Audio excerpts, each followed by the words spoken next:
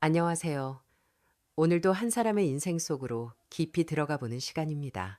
혹시 아직 구독을 누르지 않으신 분이 계시다면 영상 아래 구독 버튼을 한 번만 눌러주세요. 여러분의 작은 응원이 이 채널이 오래 이어지는데 큰 힘이 됩니다. 오늘 들려드릴 이야기는 돈 앞에서 사람이 얼마나 쉽게 무너질 수 있는지, 그리고 가족이라는 이름이 때로는 얼마나 잔인하게 변할 수 있는지에 관한 사연입니다. 저는 오빠의 장례식장에서 남편의 진짜 얼굴을 보았습니다. 오빠 영정 사진 앞에서 눈물도 마르지 않았던 그 밤, 남편은 제 귀에 대고 이렇게 말했습니다. 당신 오빠 처자식도 없었잖아. 그럼 집이랑 예금 전부 당신한테 오는 거지? 우리 이제 좀 숨통 트이겠네. 그 순간 저는 알았습니다. 이 사람과는 더 이상 같은 집에서 숨을 쉴 수 없다는 것을요. 제 이름은 한서윤입니다. 올해 41살이고 두 아이의 엄마입니다. 지금부터 제가 어떻게 남편이라는 사람의 욕심을 끝까지 지켜보게 되었는지, 그리고 제 인생을 대신 살아준 한 사람, 제 오빠를 어떻게 떠나보내야 했는지 차근차근 말씀드리겠습니다. 저는 아주 어릴 때 부모님을 잃었습니다. 정확히는 4살이 되던 해 겨울이었습니다. 부모님은 지방에 계신 외할아버지 산소에 다녀오시던 길이었고, 눈길에 미끄러진 화물차가 중앙선을 넘어오는 바람에 그 자리에서 돌아가셨다고 들었습니다. 그날 저와 오빠도 함께 가려고 했지만 제가 감기에 걸려 열이 심해서 할머니가 말리셨다고 합니다. 그때 오빠는 7살, 저는 4살이었습니다. 어린 저는 장례식이라는 것이 무엇인지도 몰랐습니다. 사람들이 왜 검은 옷을 입고 우는지, 왜 할머니가 제 손을 꼭 잡고 놓지 않는지, 왜 엄마 아빠 사진 앞에 밥과 술이 놓여 있는지 이해하지 못했습니다. 그저 오빠가 제 옆에서 이를 악물고 울음을 참는 모습만 기억납니다. 울지 마, 서윤아. 오빠가 있잖아. 7살짜리 아이가 4살 동생에게 한 말치고는 너무 어른스러운 말이었습니다. 그때부터 오빠는 정말 제게 부모 같은 사람이 되었습니다. 부모님이 돌아가신 후 저희 남매는 친할머니 손에서 자랐습니다.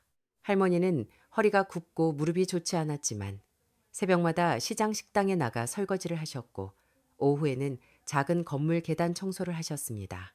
손가락 마디가 다 휘도록 일하시면서도 할머니는 늘 저희에게 말했습니다. 너희들은 절대 기죽지 마라. 부모 없다고 고개 숙이고 살 필요 없다. 공부하고 밥 잘 먹고 남한테 손 벌리지 말고 살면 되는 거야. 하지만 세상이 그렇게 다정하지만은 않았습니다. 부모님이 남긴 보험금 이야기가 나오자 그동안 얼굴도 보이지 않던 친척들이 하나둘 나타났습니다. 고모들은 할머니에게 말했습니다. 엄마 혼자 애 둘을 어떻게 키워요? 고아원에 맡기고 보험금은 엄마 노후 자금으로 쓰세요. 아니면 우리가 관리해 줄게요. 애들한테 돈 맡기면 금방 다 날아가요. 할머니는 그 말을 듣고 밥상을 엎으셨습니다. 평생 큰 소리 한 번 안 치시던 분이 그날은 고모에게 손찌검까지 하셨습니다. 내 아들 목숨값을 네가 왜 관리해? 이 돈은 이 아이들 밥이고 학비야. 너희가 한 푼도 보태지 않을 거면 입도 열지 마라. 그날 이후 친척들은 명절에도 거의 오지 않았습니다. 다른 집들은 설날이면 웃음소리가 대문 밖까지 흘러나왔지만 우리 집은 늘 조용했습니다. 할머니는 혼자 부침개를 부치며 부모님 사진 앞에 놓고 울었습니다. 오빠는 그런 할머니를 보며 말없이 부엌으로 들어가 설거지를 했고 저는 그 옆에서 행주를 빨았습니다. 사실 저는 어린 시절 내내 마음속에 이상한 죄책감 하나를 품고 살았습니다. 부모님이 돌아가시던 날 제가 아프지만 않았어도 우리 네 식구가 함께 차를 타고 갔을지도 모르고 그러면 저와 오빠도 같이 사고를 당했을지도 모른다는 생각이 들었습니다. 어른들은 네가 살아서 다행이다라고 했지만 어린 제게는 그 말이 오히려 무겁게 느껴졌습니다. 내가 살아남았기 때문에 할머니가 더 고생하는 건 아닐까. 내가 있었기 때문에 오빠가 더 빨리 어른이 된 건 아닐까. 그런 생각이 자주 들었습니다. 오빠는 그런 제 마음을 귀신같이 알아챘습니다. 초등학교 5학년 때였나. 제가 밤에 이불을 뒤집어 쓰고 몰래 울고 있는데 오빠가 조용히 방으로 들어왔습니다. 그리고 아무 말 없이 제 옆에 누워 천장을 보더니 한참 뒤 이렇게 말했습니다. 서윤아, 네가 있어서 오빠가 버티는 거야. 그러니까 미안해하지 마. 네가 없었으면 오빠는 벌써 무너졌을 거야. 그 말이 제 어린 마음을 얼마나 붙들어줬는지 모릅니다. 그래서 저는 오빠에게 더 미안했고 동시에 더 고마웠습니다. 오빠는 제게 오빠이기 전에 울타리였고 부모였고 세상에 남은 마지막 안전한 방이었습니다. 할머니가 돌아가신 뒤에도 친척들은 달라지지 않았습니다. 장례식장에 와서 슬픈 척 앉아있던 고모 한 명은 조문객이 빠진 틈을 타 제게 물었습니다. 너희 할머니가 통장 같은 건 안 남겼니? 왜요? 아니, 엄마 장례비도 있고 하니까 우리가 장녀, 장남 역할을 좀 해야지. 그 말을 들은 오빠는 처음으로 친척 어른에게 큰 소리를 냈습니다. 평소엔 어른 앞에서 고개를 숙이던 사람이었습니다. 그런 오빠가 고모 앞에 서서 아주 낮고 차가운 목소리로 말했습니다. 할머니 병원비 한 번 안 보태신 분들이 장례비 운운하지 마세요. 장례는 제가 치릅니다. 통장 이야기 한 번만 더 꺼내면 그때는 저도 가족으로 안 봅니다. 고모는 얼굴이 벌개져서 자리를 박차고 나갔고 그 뒤로 저희 남매와 연락이 끊겼습니다. 저는 그날 오빠 등을 보며 생각했습니다. 이 사람은 늘 조용하지만 결정적인 순간엔 절대 물러서지 않는구나. 나도 언젠가는 저렇게 단단한 사람이 되어야겠다고요. 가난은 어린아이에게도 너무 선명했습니다. 초등학교 때 저는 친구들이 새 책가방을 메고 오는 날이면 일부러 늦게 교실에 들어갔습니다. 제 책가방은 사촌 언니가 쓰던 낡은 가방이었고 지퍼는 자주 벌어졌습니다.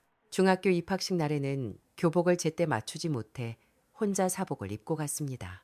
담임 선생님이 조용히 불러 세우더니 졸업생이 두고 간 교복을 구해주셨고 저는 그 교복을 받아들고 화장실에서 한참 울었습니다. 오빠는 더 힘들었습니다. 어릴 때부터 축구를 좋아했지만 제대로 된 축구와 한 켤레도 사지 못했습니다. 고등학교 때까지도 운동장에서 공 차는 걸 좋아했는데 어느 날부터 갑자기 축구를 끊었습니다. 제가 이유를 묻자 오빠는 대수롭지 않게 말했습니다. 재미없어졌어. 이제 공부해야지. 하지만 나중에 알았습니다. 반 친구가 오빠에게 공 살 돈도 없으면서 왜 남의 공을 차냐고 비웃었다는 것을요. 그날 이후 오빠는 운동장을 떠났고 방과 후에는 식당 배달과 공장 아르바이트를 시작했습니다. 할머니는 오빠에게 대학은 꼭 가야 한다고 했습니다.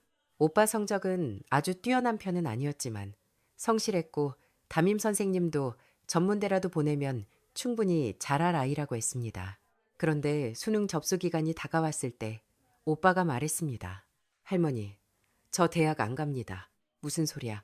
네가 왜 대학을 안 가? 서윤이 고등학교 가야 하고 할머니 무릎 수술도 해야 하잖아요.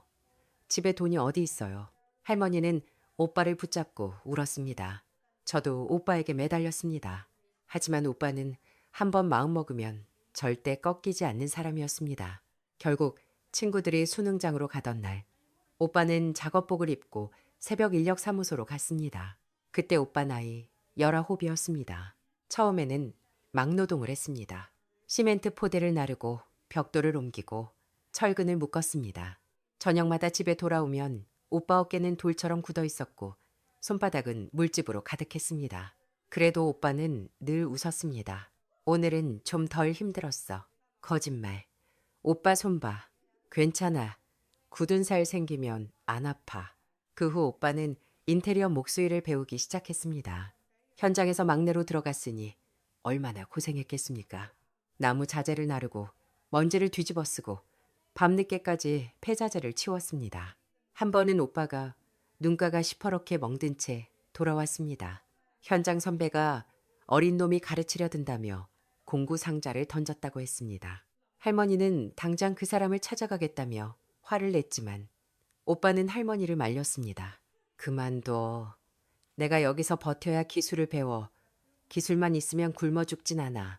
그 말처럼 오빠는 버텼습니다. 몇 년 뒤에는 도면도 보고 목재도 직접 재단하고 싱크대와 붙박이장 시공까지 할 수 있는 사람이 되었습니다. 현장 사람들은 오빠를 두고 말했습니다. 영준이는 입은 무거운데 손은 정확해. 저런 놈이 나중에 자기 일하면 잘 된다. 오빠 이름은 한영준이었습니다.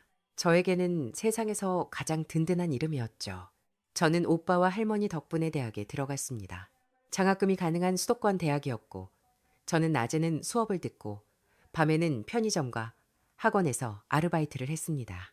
하지만 등록금에서 모자라는 부분은 늘 오빠가 채워주었습니다. 오빠는 월급날이면 제 통장으로 돈을 보내고 꼭 문자를 남겼습니다. 책 사라, 밥 굶지 마, 옷도 좀 사 입어. 하지만 저는 그 돈으로 옷을 사 입지 않았습니다. 할머니 약값, 오빠 파스, 집 생활비에 보태 쓰곤 했습니다. 그 사실을 알게 된 오빠는 한숨을 쉬더니 다음부터는 현금 봉투를 제 책상 위에 올려두고 나갔습니다. 이번엔 진짜 내 옷 사 입어. 내 동생도 남들처럼 예쁘게 다니는 거 보고 싶다. 오빠는 그렇게 말할 때마다 이상하게 행복해 보였습니다. 저는 그 얼굴이 너무 미안하고 고마워서 오래 기억에 남았습니다. 제가 23이 되던 해 할머니가 돌아가셨습니다. 평생 고생만 하던 분이었습니다. 병원 침대에서 할머니는 제 손과 오빠 손을 함께 잡았습니다. 너희들 서로 버리지 말고 살아. 돈 때문에 사람 잃지 말고 남의 돈 우습게 보지 말고 정직하게 살아. 그리고 할머니는 작은 통장 하나를 남기셨습니다. 4,700만 원이 들어 있었습니다. 할머니가 설거지하고 청소하며 평생 모은 돈이었습니다. 저와 오빠는 그 통장을 붙잡고 한참을 울었습니다. 할머니가 돌아가신 뒤에도 오빠와 저는 서로를 의지하며 살았습니다. 오빠는 더 열심히 일을 했고 저는 졸업 후 중소출판사에 취직했습니다. 월급은 많지 않았지만 그래도 정규직이었고 저는 이제 오빠 어깨의 짐을 조금이라도 덜어줄 수 있을 거라 생각했습니다. 오빠의 기술은 시간이 지날수록 더 좋아졌습니다. 처음에는 현장 막내로 들어가 욕실 철거와 자재 나르는 일만 했지만 몇 년 뒤에는 작은 현장 하나를 맡아 책임지고 끝낼 수 있을 정도가 되었습니다. 오빠는 손재주가 좋았습니다. 문틀 하나를 달아도 삐뚤어지는 걸 참지 못했고 남들이 그냥 넘어가자는 마감선도 다시 뜯어 고쳤습니다. 같이 일하던 사람들은 가끔 오빠를 답답하다고 했습니다. 영준아, 그렇게 완벽하게 하면 남는 게 없어. 적당히 해. 제가 살집이라고 생각하면 오빠는 늘 그렇게 말했습니다. 그 정직함 때문에 큰 돈을 빨리 벌지는 못했지만 한번 일을 맡긴 손님들은 꼭 다시 오빠를 찾았습니다. 나중에는 작은 인테리어 업체 사장들이 오빠에게 먼저 전화했습니다. 한 실장, 이번 현장 마감 좀 봐줘. 그때마다 오빠는 웃지도 않고 일정 확인해 보겠습니다. 라고만 했습니다. 그러면서도 제 통장엔 돈을 꼬박꼬박 보내주었습니다. 제가 첫 직장에 들어갔을 때도 오빠는 작은 케이크를 사왔습니다. 초 하나를 꽂아놓고는 말했습니다. 우리 서윤이 이제 진짜 사회인 됐네. 오빠, 나 월급 받으면 이제 오빠한테 용돈 줄 거야. 됐어. 네 돈은 네가 모아. 나는 네가 통장에 돈 쌓이는 기쁨을 알았으면 좋겠다. 오빠는 돈을 좋아했습니다. 하지만 남편처럼 돈을 과시하려고 좋아한 게 아니었습니다. 돈이 있으면 동생이 덜 불안할 수 있고 할머니 병원비를 제때 낼 수 있고 비 오는 날에도 지하 단칸방을 벗어날 수 있다는 걸 알았기 때문에 돈을 소중히 여겼습니다. 오빠에게 돈은 허세가 아니라 안전이었습니다. 그 차이를 저는 나중에야 너무 뼈저리게 알게 되었습니다. 그 무렵 오빠에게 처음으로 여자친구가 생겼습니다. 처음에는 티를 내지 않으려 했지만 저는 바로 알 수 있었습니다. 늘 무채색 작업복만 입던 오빠가 갑자기 셔츠를 고르고 구두를 닦고 휴대폰을 보며 웃기 시작했으니까요. 오빠, 여자친구 생겼지? 아니야. 거짓말하지 마. 셔츠 2개 들고 서서 뭐가 더 낫냐고 묻는 사람이 연애. 아니면 뭐야? 그냥 사람 하나 만나. 그분 이름은 윤다혜였습니다. 은행에서 일하는 사람이었습니다. 오빠가 공방을 차릴 생각으로 작은 대출 상담을 받으러 갔다가 처음 만났다고 했습니다. 서류를 빠뜨려 몇 번이나 은행을 찾아갔는데 그때마다 그 여자는 친절하게 설명해 주었고 오빠는 그 모습에 마음을 빼앗겼다고 합니다. 그런데 더 신기한 일은 따로 있었습니다. 오빠가 어느 집 붙박이장 시공을 하러 갔는데 그 집이 바로 그 여자 부모님 집이었던 겁니다. 그 일을 계기로 둘은 가까워졌고 곧 정식으로 만나게 되었습니다. 오빠는 그때 정말 행복해 보였습니다. 영화관도 가고 한강도 걷고 놀이공원도 갔습니다. 평생 저와 할머니만 챙기며 살아온 오빠가 처음으로 자기 인생을 살아보는 것 같았습니다. 저는 그 모습을 보며 마음속으로 얼마나 기뻤는지 모릅니다. 그런데 그 행복도 오래가지 못했습니다. 여자 쪽 부모님이 오빠를 심하게 반대했습니다. 대학도 나오지 않았고 부모도 없고 직업도 현장직이라는 이유였습니다. 그 여자 어머니는 한밤중에 우리 집 앞까지 찾아와 오빠에게 말했습니다. 내 딸이 당신 같은 사람과 결혼하라고 공부한 줄 알아요? 어머님, 제가 많이 부족한 건 압니다. 그래도 다혜 씨 힘들게 하지 않겠습니다. 부족한 걸 알면 물러나야죠. 자존심도 없어요? 그 말이 오빠를 얼마나 아프게 했는지 저는 알고 있습니다. 며칠 뒤 오빠는 결국 그 여자에게 헤어지자고 했습니다. 그 여자는 몇 번이나 찾아왔고 집 앞에서 울기도 했지만 오빠는 끝까지 문을 열지 않았습니다. 나중에 오빠는 혼자 술에 취해 말했습니다. 서윤아, 내가 그녀를 사랑하지 않아서 헤어진 게 아니야. 내가 잡으면 그 사람까지 다치게 할까봐 그랬어. 윤다혜 씨와 헤어진 뒤 오빠는 한동안 새벽에 몰래 집을 나가곤 했습니다. 처음에는 일이 있어서 나가는 줄 알았습니다. 그런데 어느 날 물을 마시러 일어났다가 창밖을 보니 오빠가 아파트 놀이터 벤치에 혼자 앉아 있더군요. 한겨울이었고 입김이 하얗게 퍼지고 있었습니다. 오빠는 휴대폰을 손에 쥐고 있었지만 전화를 걸지도 메시지를 보내지도 못하고 있었습니다. 그 휴대폰 화면에 떠있던 이름이 다혜 씨라는 걸 저는 보았습니다. 저는 그 모습을 보고도 모른 척했습니다. 오빠의 마지막 자존심까지 들추고 싶지 않았기 때문입니다. 다음 날 아침 오빠는 평소처럼 제 밥상에 계란 프라이를 올려주며 말했습니다. 어제 늦게 잤어? 눈이 부었네. 오빠도 별로 못 잔 것 같은데. 나는 원래 잠이 없어. 서로 거짓말이라는 걸 알면서도 그냥 넘어갔습니다. 우리 남매는 그렇게 아픈 일은 서로가 모르는 척 해주는 방식으로 견뎠습니다. 그래서 저는 나중에 제 결혼이 무너질 때도 오빠에게 너무 늦게 말했습니다.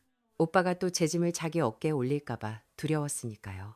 그날 이후 오빠는 다시 자기 마음을 닫았습니다. 일만 했습니다. 돈을 모았고 저를 좋은 사람에게 시집 보내야 한다는 말을 입버릇처럼 했습니다. 저는 결혼 생각이 없었습니다. 오빠 혼자 두고 나만 가정을 꾸리는 것이 마음에 걸렸기 때문입니다.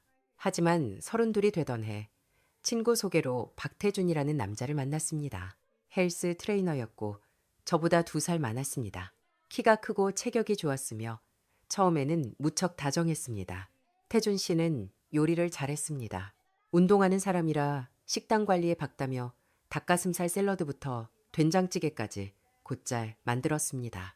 제가 야근하는 날이면 도시락을 싸와 회사 앞에서 기다렸고 추운 날엔 제 손을 잡고 주머니에 넣어주었습니다. 그런 사소한 다정함에 저는 마음이 녹았습니다. 오빠에게 태준 씨를 소개한 날도 기억납니다. 오빠는 말없이 그를 오래 바라보더니 저녁을 먹고 나서 따로 불렀습니다. 우리 서윤이 고생 많이 하네야. 당신이 진심이면 귀하게 대해줘. 형님, 걱정 마십시오. 제가 서윤 씨 웃게 해주겠습니다. 태주는 그렇게 말했습니다. 그때 저는 그 말을 믿었습니다. 오빠도 완전히 마음을 놓지는 않았지만 그래도 동생이 행복해하는 모습을 보고 기뻐했습니다. 낚시도 같이 다녀오고 운동도 같이 하며 2사람은 꽤 가까워졌습니다. 저희는 1년 반 연애 끝에 결혼했습니다. 시부모님도 저를 따뜻하게 맞아주셨습니다. 특히 처음에는 시어머니가 제게 아주 다정했습니다. 부모님 일찍 보내고 마음고생 많았겠구나. 이제 우리를 친정 부모처럼 생각해라. 저는 그 말에 울었습니다. 어머니라는 말을 마음 편히 불러본 기억이 많지 않았기 때문입니다. 결혼 후 첫 김장날, 시어머니가 김치 속을 제 입에 넣어주시며 우리 며느리간 좀 봐라 하셨을 때 저는 그 자리에서 눈물이 터졌습니다. 저는 정말 이제 새 가족이 생긴 줄 알았습니다. 신혼집은 작았지만 따뜻했습니다. 오빠는 제가 결혼할 때 통장 하나를 내밀었습니다. 그 안에는 5천만 원이 들어 있었습니다. 오빠, 이걸 내가 어떻게 받아? 엄마 아빠가 주는 거라고 생각해. 나는 네가 안정된 집에서 시작했으면 좋겠어. 저는 끝내받지 않겠다고 했지만 오빠는 고집을 꺾지 않았습니다. 그 돈과 시댁에서 보태준 돈, 그리고 대출을 합쳐 작은 아파트를 구했습니다. 저는 그 집을 정말 소중히 여겼습니다. 결혼 후 몇 년은 그럭저럭 행복했습니다. 첫째 딸 지우를 낳았고 2년 뒤 둘째 아들 민호도 태어났습니다. 태조는 처음에는 좋은 아빠였습니다. 아이를 안고 재우기도 했고 이유식을 만들기도 했고 제가 힘들어하면 설거지를 대신했습니다. 저는 이만하면 괜찮은 결혼이라고 생각했습니다. 문제는 태준이 헬스장을 인수하면서 시작되었습니다. 처음 태준이 헬스장을 인수했을 때만 해도 저는 진심으로 응원했습니다. 저도 육아 때문에 지쳐 있었지만 남편이 자기 이름을 걸고 무언가를 해보겠다는 마음은 이해할 수 있었습니다. 그래서 밤에 아이들을 재우고 나면 센터블로그 글을 대신 써주었습니다. 회원 후기 사진을 정리하고 이벤트 문구를 만들고 새벽 2, 3시까지 홍보 게시물을 예약해두곤 했습니다. 태주는 그때만 해도 제 손을 잡고 고맙다고 했습니다. 당신 아니었으면 나 이거 시작도 못했어. 우리 같이 잘해보자. 무리하지만 않으면 돼. 나 절대 허튼 짓 안 해. 하지만 사람의 약속은 마음이 변하면 가장 먼저 버려지는 것 같습니다.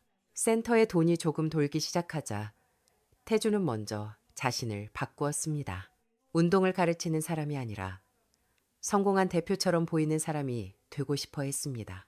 회원들에게는 고급차를 보여주고 후배 트레이너들에게는 비싼 술을 사주며 형님 노릇을 했습니다.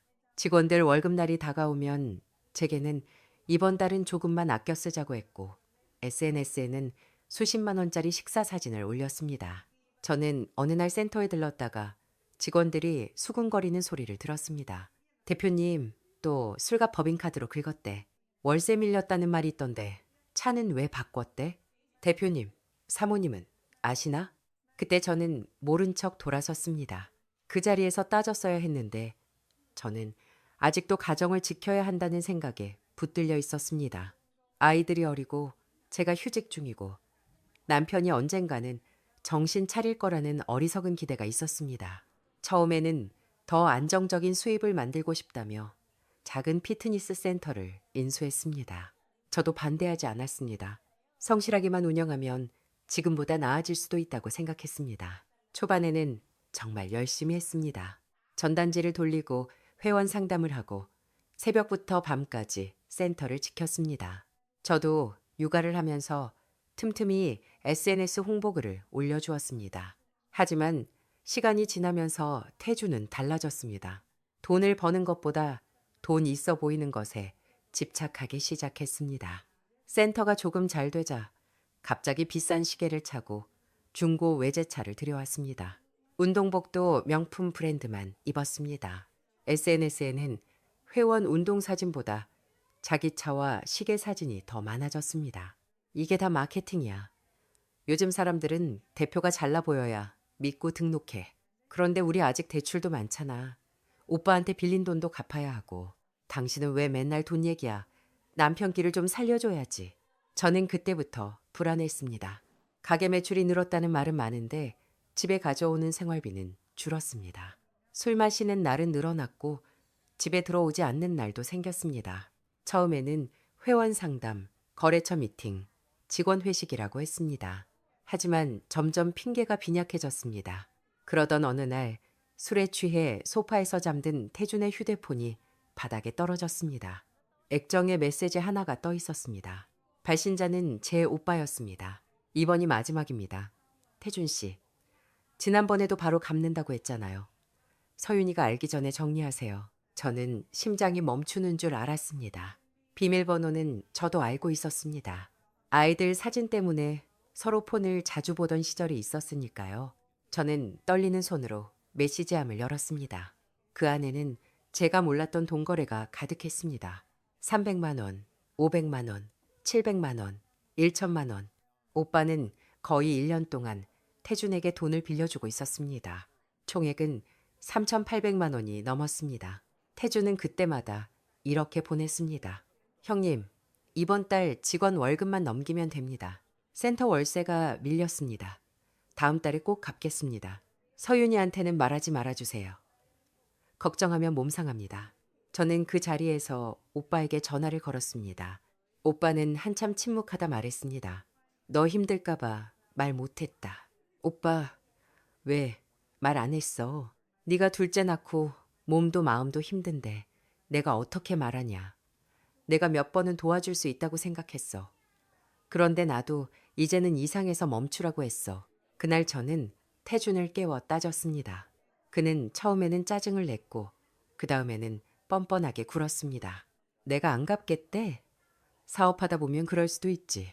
왜 내 오빠한테 손을 벌려? 나한테 말했어야지. 당신 오빠 혼자 살잖아. 돈 쓸 데도 없는데 좀 도와줄 수도 있는 거 아니야? 그 말을 듣는 순간 저는 무언가가 무너지는 느낌이었습니다. 오빠가 어떤 사람인지 알면서도 그가 어떤 고생을 하며 돈을 모았는지 알면서도 저렇게 쉽게 말한다는 것이 믿기지 않았습니다. 그 후로 저는 이혼을 생각하기 시작했습니다. 하지만 아이들이 어렸고 저는 아직 다시 일을 시작하지 못한 상태였습니다. 둘째가 어린이집에 들어가면 취업하고 그때 정리하자고 마음속으로 계획했습니다. 그러는 사이 태주는 더 망가졌습니다. 술은 늘었고 집에 들어와도 아이들 얼굴은 보지 않았습니다. 시댁에 도움을 청했지만 반응은 싸늘했습니다. 남자가 밖에서 사업하다 보면 돈도 빌리고 술도 마실 수 있지. 네가 남편을 너무 몰아세우는 거 아니니? 애 둘 낳았다고 너무 집에만 있으면 남자 마음이 밖으로 도는 거야. 시어머니는 제게 그렇게 말했습니다. 처음에 친정 부모처럼 생각하라던 그 말은 어디로 갔는지 이제는 저를 부모 없는 며느리로 보는 듯 했습니다. 저는 그날 집으로 돌아와 오래 울었습니다. 어릴 때 고모들이 저를 보고 하던 말과 똑같은 냄새가 나는 말이었습니다. 그러던 어느 봄날 오빠가 제 생일을 앞두고 전화를 했습니다. 서윤아, 이번 주 토요일 저녁 비원 와라. 오빠가 밥 사줄게. 오빠 또 비싼데 예약한 거 아니지? 네 생일인데 오빠가 그 정도도 못하냐. 갖고 싶은 거 없어? 목걸이 하나 사줄까? 오빠는 맨날 작업복만 입으면서 무슨 목걸이야. 그냥 밥이나 먹자. 오빠는 지방 현장에 급한 마감이 있어. 이를 보고 올라오는 길에 저를 만나겠다고 했습니다. 저는 오랜만에 오빠와 단둘이 밥을 먹을 생각에 조금 들떴습니다. 그런데 그날 오후 모르는 번호로 전화가 왔습니다. 한서윤 씨 되십니까? 네. 누구세요? 여기 중앙병원 응급실입니다. 한영준 씨 보호자 맞으시죠? 네. 제 오빠인데요. 무슨 일인가요? 교통사고로 이송되셨습니다. 빨리 오셔야 할 것 같습니다. 저는 눈앞이 하얘졌습니다. 아이들을 맡길 곳이 없어 태준에게 전화를 걸었습니다. 오빠가 사고 났대. 나 병원 가야 하니까 빨리 집에 와. 나 지금 술자리야. 못 가. 택시 타고 오면 되잖아. 오빠가 많이 다쳤다고. 당신 오빠도 성인이잖아. 좀 다쳤다고 내가 왜 가야 해. 그는 전화를 끊었습니다. 다시 걸어도 받지 않았습니다. 저는 결국 아이들을 데리고 택시를 타고 병원으로 갔습니다. 응급실에 도착했을 때 오빠는 이미 수술실에 들어간 뒤였습니다. 저는 복도에서 아이들을 끌어안고 기다렸습니다. 얼마나 시간이 흘렀는지 모릅니다. 의사가 나와 고개를 숙였습니다. 최선을 다했지만 출혈이 너무 심했습니다. 죄송합니다. 저는 그 자리에서 주저앉았습니다. 소리가 나오지 않았습니다. 몇 시간 전만 해도 생일 선물 뭐 갖고 싶냐고 묻던 오빠가 이제는 없다는 사실을 받아들일 수 없었습니다. 사고는 고속도로에서 일어났습니다. 과속하던 덤프트럭이 정체 구간을 제대로 보지 못하고 오빠 차를 뒤에서 들이받았다고 했습니다. 오빠 차는 형체를 알아보기 힘들 정도였고 오빠는 병원으로 옮겨졌지만 끝내 돌아오지 못했습니다. 장례식장은 텅 비어 있었습니다. 친척이라고 부를 사람은 없었고 제 곁에는 두 아이뿐이었습니다. 하지만 시간이 지나자 오빠 현장 동료들과 친구들이 하나둘 찾아왔습니다. 모두 검게 탄 얼굴과 거친 손을 가진 사람들이었습니다. 그들은 오빠 영정 앞에서 울었습니다. 영준이는 진짜 좋은 놈이었는데 남한테 싫은 소리 한 번 안 하고 자기 몫은 늘 끝까지 해냈는데 동생 자랑을 그렇게 하더니 그 말을 듣고 저는 또 울었습니다. 오빠는 자기 인생보다 제 인생을 더 많이 말하고 살았던 사람이었습니다. 태주는 한참 늦게 왔습니다. 술 냄새가 났고 머리는 대충 눌려 있었습니다. 어떡하냐. 당신 이제 나밖에 없네. 지금 그게 할 말이야? 아니, 내가 위로하려고. 그는 두어 시간 조문객 맞는 척 하더니 자기 친구들이 오자 술을 마시기 시작했습니다. 저는 너무 지쳐서 따질 힘도 없었습니다. 그런데 새벽쯤 그는 저를 대기실로 부르더니 낮은 목소리로 말했습니다. 생각해보니까 당신 오빠 가족이 당신뿐이잖아. 그래서 그럼 아파트랑 예금 전부 당신한테 오는 거지? 교통사고니까 보험금도 있을 거고 우리 센터 숨통 좀 트이겠네. 완전 땡 잡은 거 아니냐? 그 순간 세상이 멈췄습니다. 사람이 어떻게 이런 말을 할 수 있을까요? 저는 식탁 위에 놓여 있던 식은 육개장 그릇을 그대로 집어들었습니다. 그리고 태준 얼굴에 부었습니다. 아, 이 여자가 미쳤나. 그래, 미쳤다. 오빠 장례식장에서 그 돈 계산하는 네 얼굴을 보고 안 미칠 여자가 어디 있어? 뜨거웠으면 어쩔 뻔했어. 뜨거운 걸 원해? 기다려. 다시 끓여올게. 제가 진짜 주방 쪽으로 걸어가자 태준이 그제야 제 팔을 붙잡고 빌었습니다. 하지만 저는 손에 잡히는 휴지통, 물병, 조화까지 닥치는 대로 그에게 던졌습니다. 나가. 지금 당장 나가. 우리 오빠 이름을 네 입에 올리지 마. 그날 태주는 육개장 냄새를 풍기며 장례식장에서 쫓겨났습니다. 조문객 몇 명이 그 장면을 보았지만 아무도 저를 말리지 않았습니다. 오히려 현장 동료 한 분이 제게 말했습니다. 잘하셨어요. 그런 말은 사람 입에서 나오면 안 됩니다. 저는 혼자 오빠 발인까지 마쳤습니다. 납골당에 오빠를 모시는 날까지 시댁 사람들은 오지 않았습니다. 태준도 오지 않았습니다. 그때 저는 더 이상 미련이 남지 않았습니다. 장례를 끝내고 집에 돌아온 저는 아이들 짐과 제 짐을 챙겼습니다. 태주는 소파에 앉아 있었습니다. 서윤아, 내가 말실수한 거야. 나 이제 정신 차릴게. 말실수? 사람 속에 없던 말은 입 밖으로 나오지 않아. 그래도 애들 생각해야지. 그러니까 데리고 나가는 거야. 애들한테 너 같은 인간을 아빠로만 보여주고 싶지 않아서. 저는 아이들을 데리고 오빠 집으로 갔습니다. 오빠 집은 조용했습니다. 작은 거실, 깨끗한 작업복 몇 벌, 낡은 공구함, 그리고 책장 한 칸을 채운 사진첩. 사진첩을 열어보니 대부분 제 사진이었습니다. 대학교 입학식, 졸업식, 결혼식, 처사의 돌잔치, 둘째 100일. 오빠 인생의 중요한 순간은 거의 제 인생의 순간들이었습니다. 저는 그 사진첩을 붙잡고 밤새 울었습니다.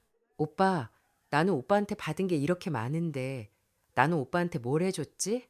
그 뒤 저는 변호사를 찾아갔습니다. 태준에게 이혼 소장을 보냈고 오빠가 태준에게 빌려준 돈도 반환 청구에 포함했습니다. 소송이 시작되자 태준은 온갖 얼굴을 번갈아 꺼냈습니다. 처음에는 화를 냈습니다. 네가 어떻게 남편을 법정에 세워? 나를 그렇게 망신 주고 싶어? 그 다음에는 울었습니다. 나도 힘들었어. 사업이라는 게 원래 그런 거야. 남자가 한번 크게 해보려다 보면 실수할 수도 있잖아. 그러다 마지막에는 협박 비슷한 말까지 했습니다.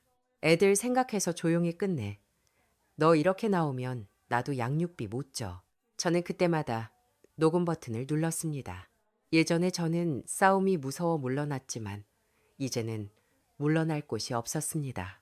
오빠가 마지막까지 제게 남겨준 건 돈만이 아니었습니다. 끝까지 정직하게 버티는 사람의 태도였습니다. 저는 그 태도를 붙잡고 법원에 갔습니다. 아이들은 처음에는 아빠를 찾았습니다. 특히 둘째는 잠들기 전에 아빠 언제 와? 라고 물었습니다. 그 질문이 제 가슴을 찢었습니다. 하지만 저는 아이들에게 거짓말하지 않기로 했습니다. 아빠랑 엄마는 이제 따로 살 거야. 하지만 너희가 잘못해서 그런 건 아니야. 엄마는 너희를 지키려고 이렇게 하는 거야. 첫째 지우는 말없이 제 손을 잡았습니다. 그 아이의 작은 손이 오빠의 손처럼 느껴져 저는 또 울 뻔했습니다. 태주는 처음에는 절대 이혼 못한다고 버텼습니다. 그러더니 며칠 뒤 저를 찾아와 또 말도 안 되는 소리를 했습니다. 서윤아, 미안해. 그런데 변호사 선임비가 없어서 그러는데 형님 유산에서 1,000만 원만 너 지금 이혼하자는 아내에게 돈을 빌려달라는 거야? 아니, 어차피 그 돈 당신한테 올 거잖아. 나가. 너는 진짜 끝까지 쓰레기구나. 시부모님도 연락을 해왔습니다. 처음에는 사과하는 척 했습니다. 며느리야, 우리도 네 오빠 장례식장에 가려고 했는데 사정이 있어서 못 갔다. 가족끼리 이렇게 끝내면 안 되지. 네 오빠도 네가 우리와 등지는 걸 바라진 않을 거다. 저는 차갑게 대답했습니다. 생판남들도 찾아와 절해준 장례식장에 안 온 사람들이 가족이라고요? 제 오빠 이름 그 입에 올리지 마세요. 이제부터 연락하면 녹음해서 변호사에게 넘기겠습니다. 그 후로 저는 정말 독하게 움직였습니다. 매일 밤 아이들이 잠들면 노트북을 켜고 서류를 정리했습니다. 오빠가 태준에게 돈을 보낸 날짜, 금액, 태준이 보낸 문자 내용, 제가 확인한 계좌 내역을 엑셀 파일로 만들었습니다. 처음에는 손이 떨려 숫자를 제대로 입력하지 못했습니다. 어떤 날은 500만 원, 어떤 날은 300만 원, 또 어떤 날은 급한 세금이라는 명목으로 1천만 원. 그 돈이 모두 오빠가 허리 굽혀 일해서 번 돈이라는 걸 생각하면 화면이 흐려졌습니다. 변호사는 제 자료를 보고 말했습니다. 정리가 아주 잘 돼 있습니다. 이 정도면 단순 증여라고 우기기 어렵습니다. 반복적으로 상환 약속을 했고 돈의 목적도 사업 운영 자금이라고 적혀 있네요. 다 받아낼 수 있을까요? 시간은 걸리겠지만 청구할 수 있습니다. 다만 상대방이 돈이 없으면 실제 회수는 별개의 문제입니다. 돈보다 중요한 건 그 사람이 이 돈을 그냥 받은 게 아니라 빌린 돈이라는 사실을 법적으로 남기는 겁니다. 저는 그렇게 말했습니다. 그 돈이 돌아오지 않더라도 상관없었습니다. 오빠의 선의가 태준의 뻔뻔한 입으로 받은 돈이 되는 것만은 절대 참을 수 없었습니다. 오빠가 태준에게 돈을 보낸 은행 기록과 문자 메시지를 모두 정리했습니다.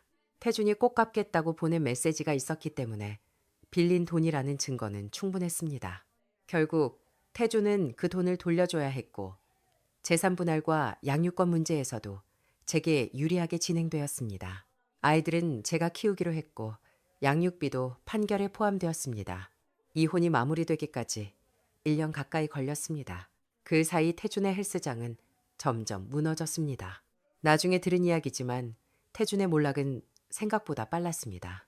센터 회원들에게는 곧 확장 이전을 한다고 말하며 1년권을 할인 판매했고 일부 회원들에게는 개인 PT 선결제를 유도했다고 합니다. 그런데 이미 건물주에게는 월세가 3달 넘게 밀려 있었고 소방 점검 문제로 영업중지 통보까지 받은 상태였다고 하더군요. 그 사실을 숨기고 돈을 받은 것이 문제가 되었습니다. 회원 몇 명이 단체로 고소했고 지역 맘카페와 운동 커뮤니티에 센터 이름과 대표 이름이 퍼졌습니다. 예전에는 SNS에서 외제차 앞에 서서 성공은 태도에서 시작된다고 쓰던 사람이 이제는 회원 환불 문의를 피해 전화기를 꺼놓고 다녔습니다. 참 아이러니했습니다. 오빠는 낡은 트럭 한 대를 10년 넘게 몰면서도 단 한 사람에게도 손해를 끼치지 않았는데 태주는 번쩍이는 차를 타고 다니면서 주변 사람들의 돈을 무너뜨렸습니다. 시부모님도 그제야 제게 연락했습니다. 시어머니는 울먹이는 목소리로 말했습니다. 서윤아, 태준이 좀 살려주면 안 되겠니? 그래도 애들 아빠잖아. 어머님, 제가 살려야 할 사람은 제 아이들이에요. 그리고 저는 이미 여러 번 살리려고 했습니다. 그때마다 어머님은 저더러 남편기를 죽이지 말라고 하셨고요. 그때는 내가 몰라서 몰랐던 게 아니라 보고 싶지 않으셨던 거겠죠. 그 뒤로 저는 전화를 끊었습니다. 더 이상 설명할 필요가 없었습니다. 회원 환불을 제대로 해주지 못했고 월세도 밀렸습니다. 나중에는 영업 허가 관련 문제가 생겼는데도 그 사실을 숨기고 새 회원권을 판매했다가 사기 혐의로 고소까지 당했다고 들었습니다. 시부모님은 집을 담보로 잡혀 피해자들에게 돈을 일부 물어줬다고 했습니다.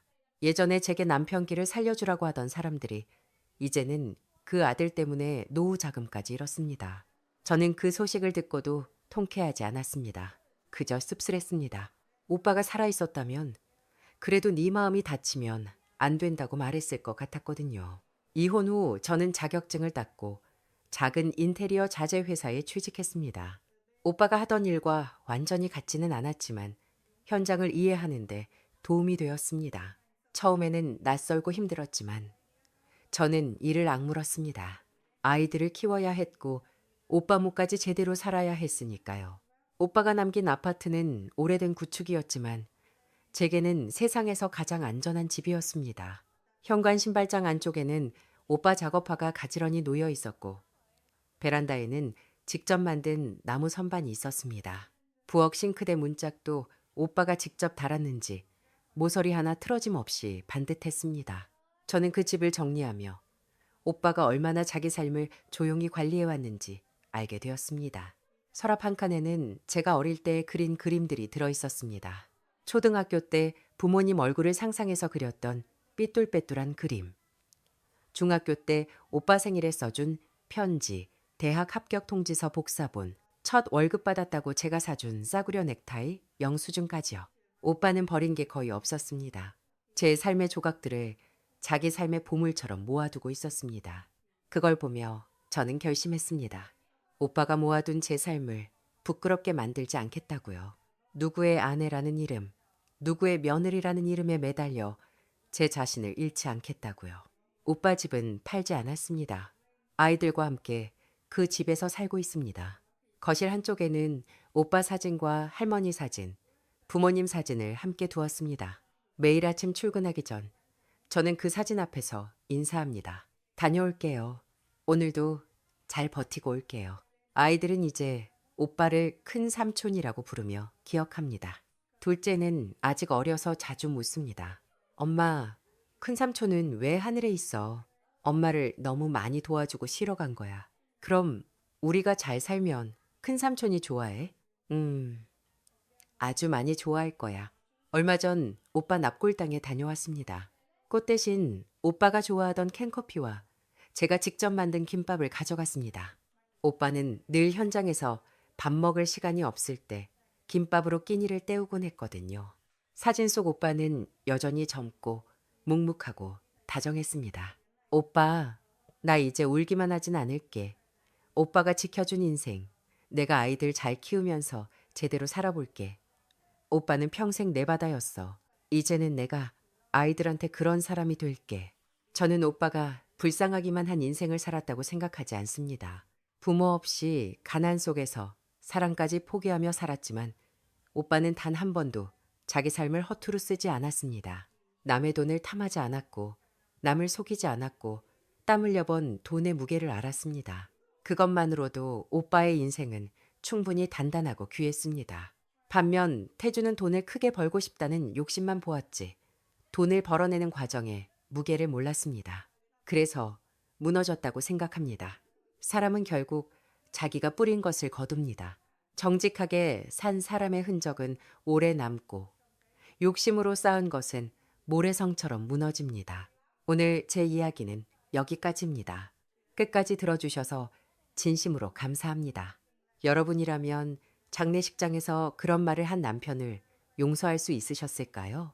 그리고 평생 가족을 위해 희생한 오빠의 삶을 어떻게 기억해야 한다고 생각하시나요? 여러분의 생각을 댓글로 남겨주세요. 이 이야기가 마음에 닿으셨다면 구독과 좋아요, 알림 설정까지 부탁드립니다. 여러분의 응원이 이 채널을 계속 이어가게 합니다. 오늘도 들어주셔서 감사합니다. 부디 여러분의 하루가 어제보다 조금 더 평안하시길 바랍니다.